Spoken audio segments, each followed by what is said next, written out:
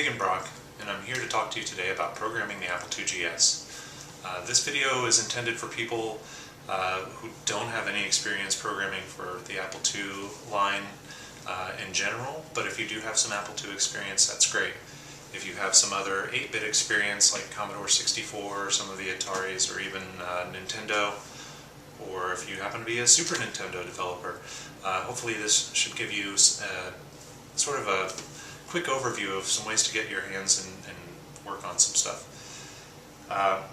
Normally I would do these kinds of videos using an emulator. Today we're going to use real hardware, and a big reason for that is I want to make it easy for people to follow along, and I think sometimes I tend to move a little too fast in an emulator environment.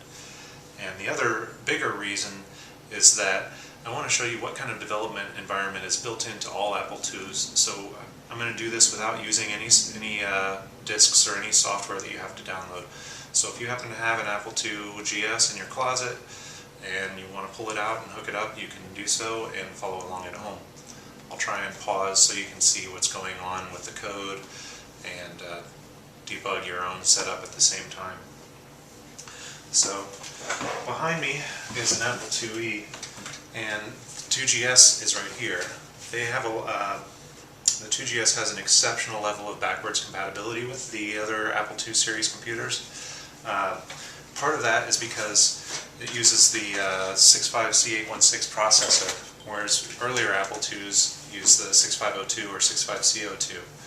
This is an enhanced Platinum, Apple IIe Platinum, so the enhanced basically means it's got memory upgrades, but also 65C02. You may not be able to see it on the main logic board for the Apple IIgs, which is what Apple calls their motherboards. This large chip right here is the 65C816. This one is marked GTE, so it's made by GTE, but they actually would have licensed that technology from WDC, who invented the chip, Western Design Center, and the chip was of course invented by Bill Mensch. So they have some hardware compatibility with the CPU. The designers, even though they made a much more modern system, have a lot of similarities as far as it has similar slots on the backplane that you can use the same types of peripherals with, and a lot of times even the exact same cards from an Apple IIe would work in here, but a lot of them don't really make sense in here. So now that we've taken a look at the computer, we're going to write our first program, but we're going to start on the IIe. You don't have to follow along at this point on your own computer. We're going to talk first about the monitor and the mini assembler. So let's go.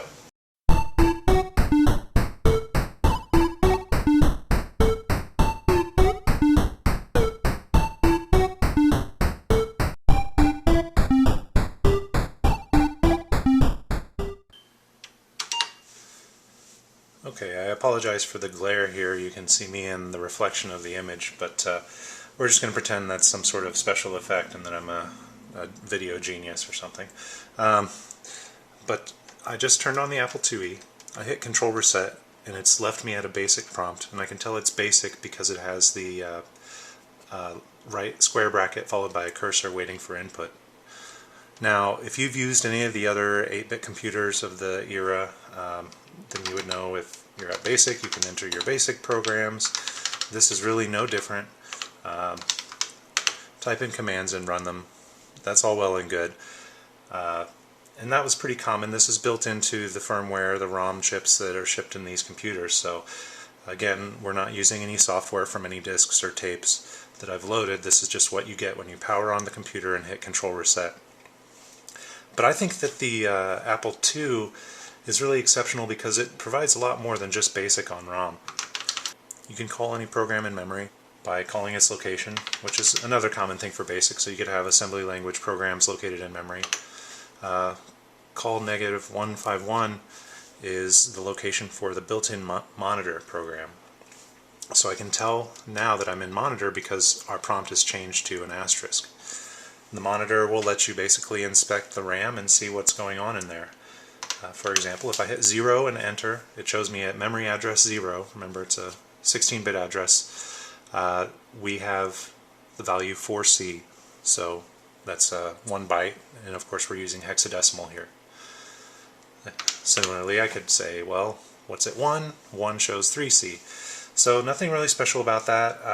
You can use a period in between values. So 0 period F means I want to look at all 16 values 0 through F. And the memory monitor shows us. So 0, 1, 2, 3, 4, so on up to DEF.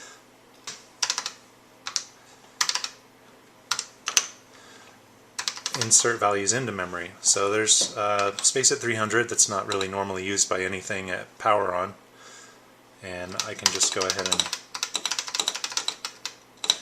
put a bunch of zeros in there. We'll type that same 300 to 30F command, and you can see those first 8 are zeros. Everything after that is still whatever was in there before. Don't really care about it. I was just showing you how you can actually enter values directly into your RAM using the address, a colon, and the value you want to add and put in there. Another nice thing that you can do is disassemble software. So I don't know if there's anything interesting at 2000, but I could type in 2000 L to list. Okay, that's all zeros. If I go back to 300 and hit L, you can see some of what I overwrote here with zeros, but then it looks like there is some code here that probably did something.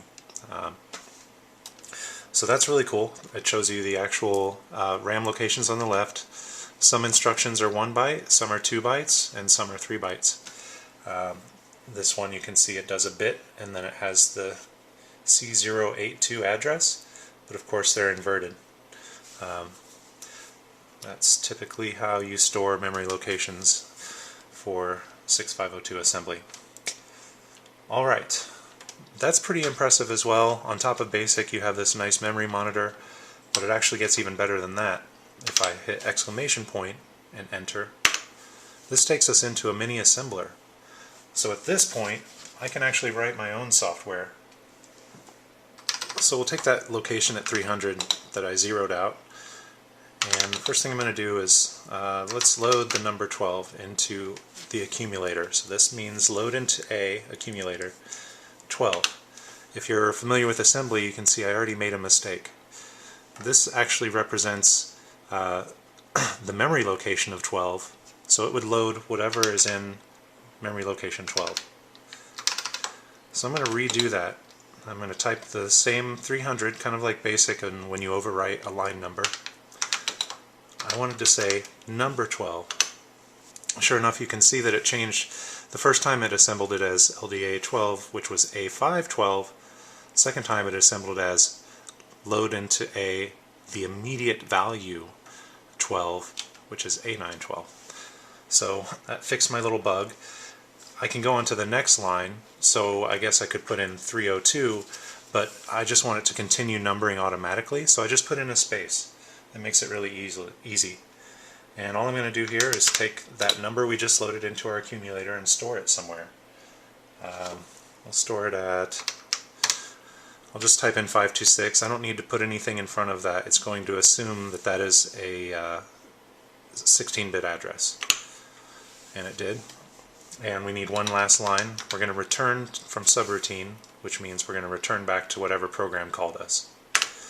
So that's my program. I am back at the mini assembler prompt. Oops. I'm back at the mini assembler prompt, and I just hit enter, and it takes us back to the monitor. Now I can run my program using the go command, G. So 300G, and you may not have quite caught that, but what it did was stored an inverse R up here in the right hand corner. I'll run it again. So it does that, and then it scrolls off. Run it again.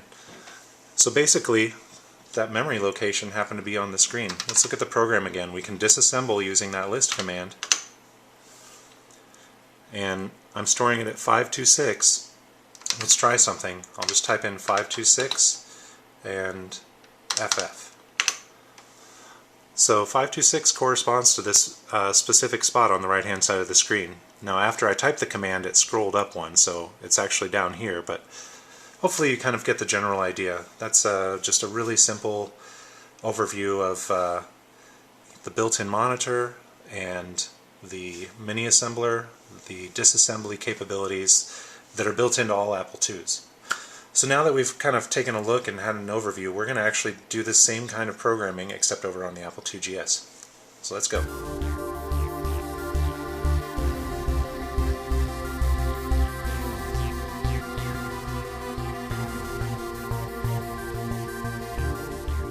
So before we start our GS experiments, I want to point out the two main references that I'm using for a lot of this information. The first one is the Apple IIgs firmware reference, and the other is the Apple IIgs hardware reference. Hopefully you can see those. They both have pictures of the main logic board on the front. So for instance, if you want to learn more about the monitor that we used on the Apple IIe, it tells you all about the 2GS monitor, and it can actually do some other things like string input, and that's chapter 3 starting on page 20 of the firmware reference if you want to learn more about the monitor.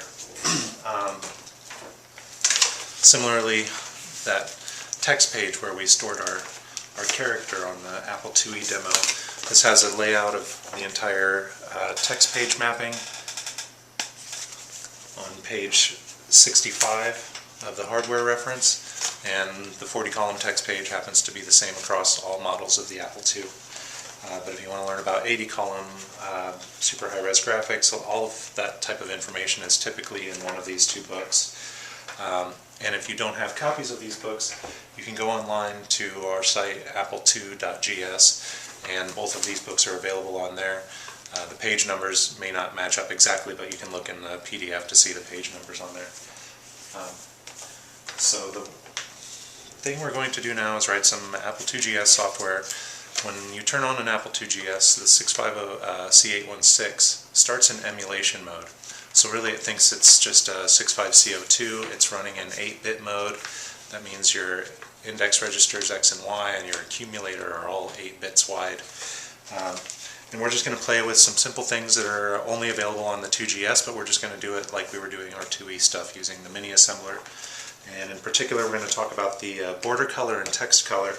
And if you want to learn more about those, they're on page 82 of the Apple IIgs hardware reference. So let's get going.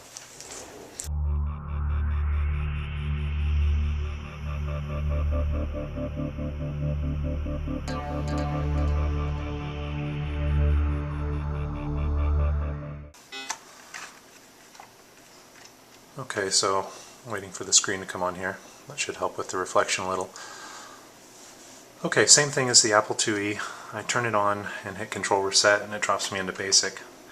So the first thing we're going to do is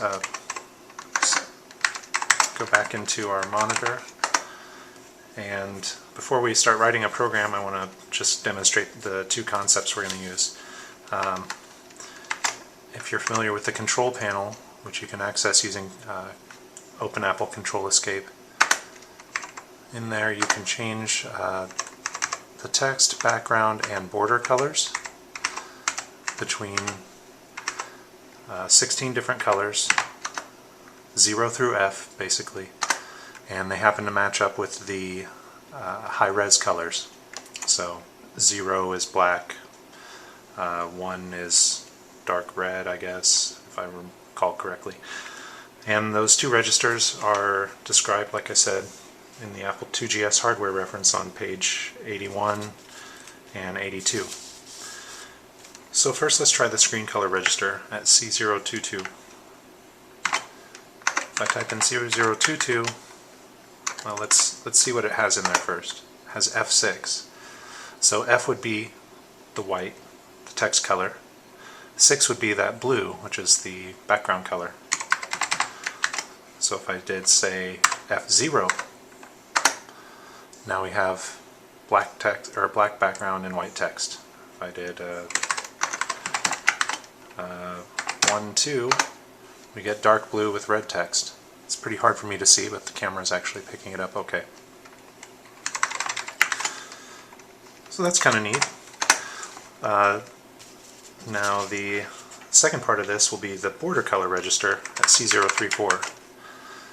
and it's actually a multi-purpose memory location. The high nibble is actually used by the real-time clock. The low nibble is the border color.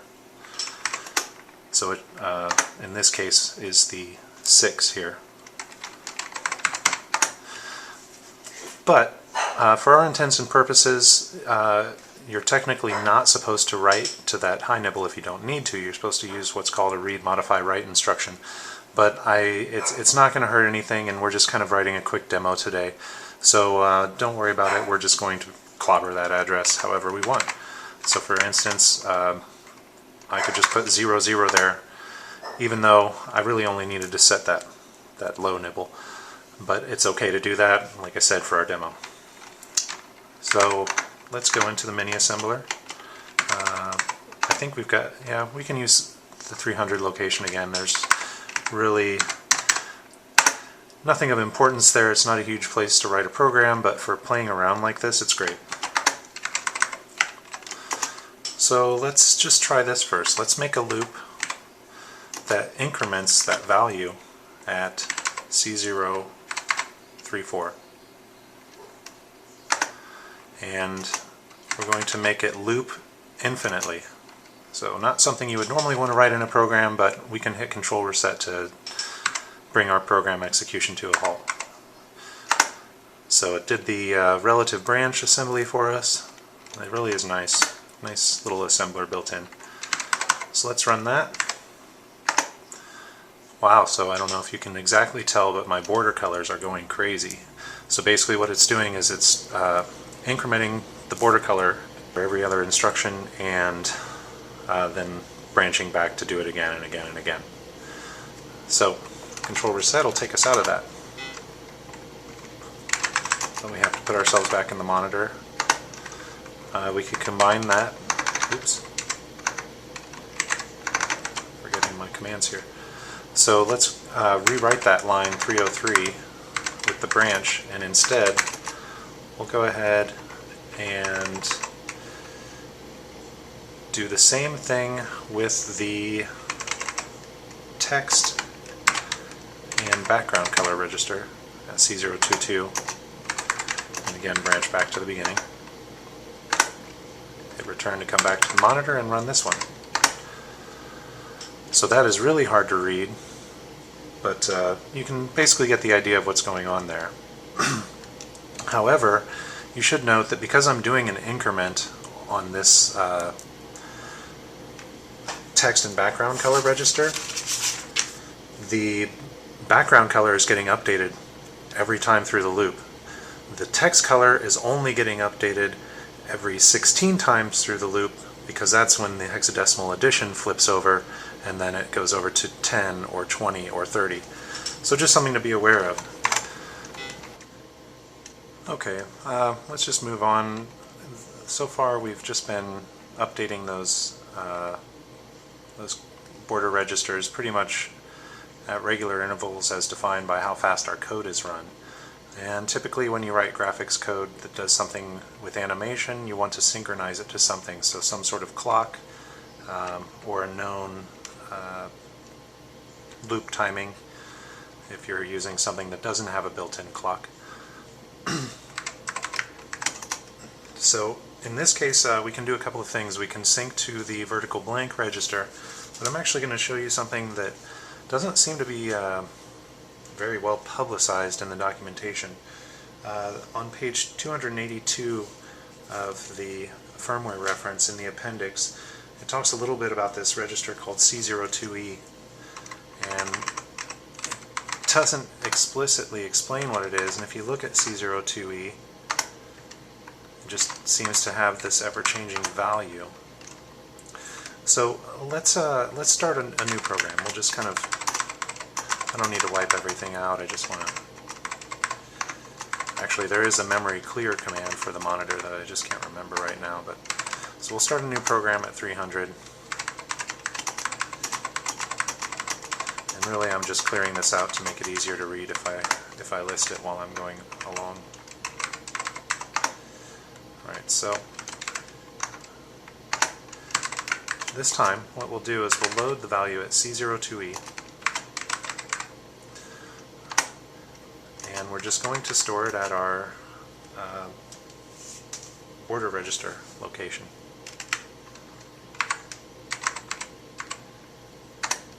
And we're going to branch back up to 300.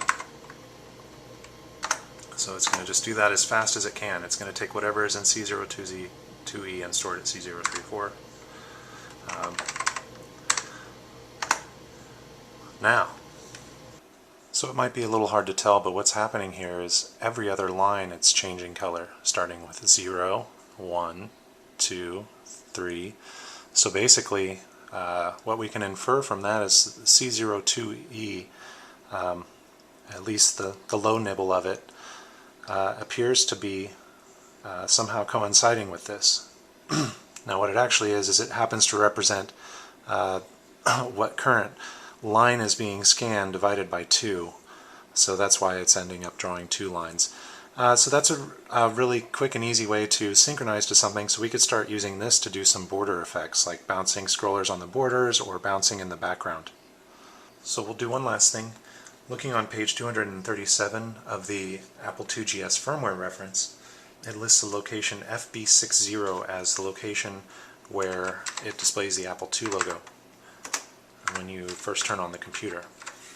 So let's try that real fast. It says FB60, and we can just use G to call that. And it does. It scrolled off real fast. Alright, so we're going to use that. And go into the mini assembler. We'll start at 300 again. So the first thing we're going to do is call that routine to draw the Apple IIgs on the screen. Then we're going to go and let's use that same C02E, except this time we're going to mask off the high byte, or the high nibble. And, well, let's see, and let's make the low nibble, or sorry, make the high nibble F, so it'll always be white. And we'll store that in the text and background color register. And we don't need to keep drawing the Apple II every time, so we'll just loop to 303. Let's try that. And there you go. Pretty cool. Multicolor Apple IIgs. Quick e-demo. We could do some animation with this, but I'm just going to leave it there for today and try and get this video up, let some people give some feedback, and we'll do some more next time. Alright, thanks for watching.